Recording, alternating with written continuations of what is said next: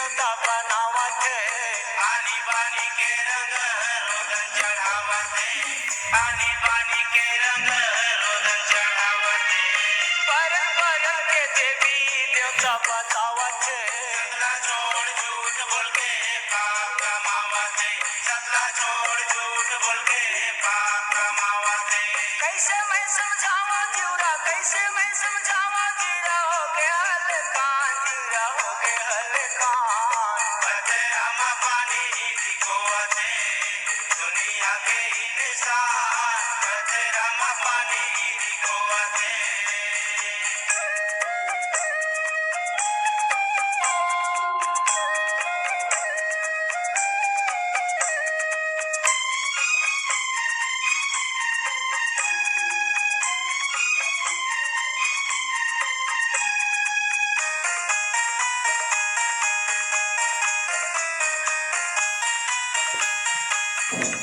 पथरा के देवता खातिर मंदिर बनावत देवता बैठा के ओ महाकल चढ़ावते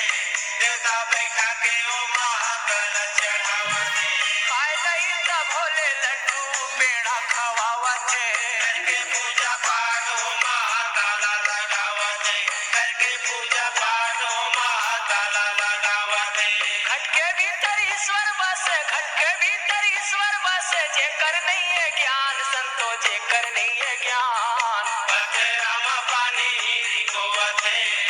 दुनिया के इंसान बदरामा पानी दिखोवते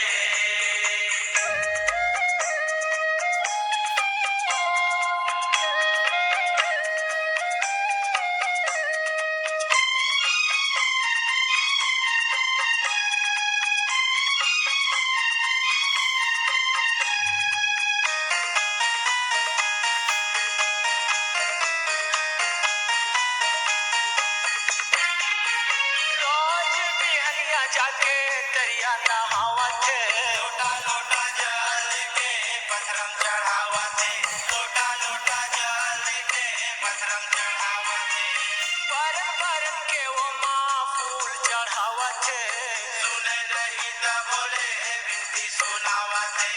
सुने नहीं त बोले बिनती सुनावते धान दौलत नोनी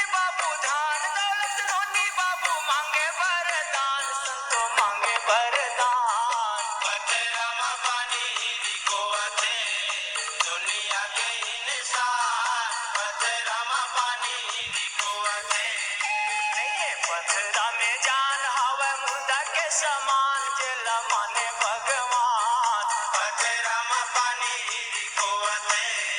दुनिया के इंसान बदरामा पानी दिखोवते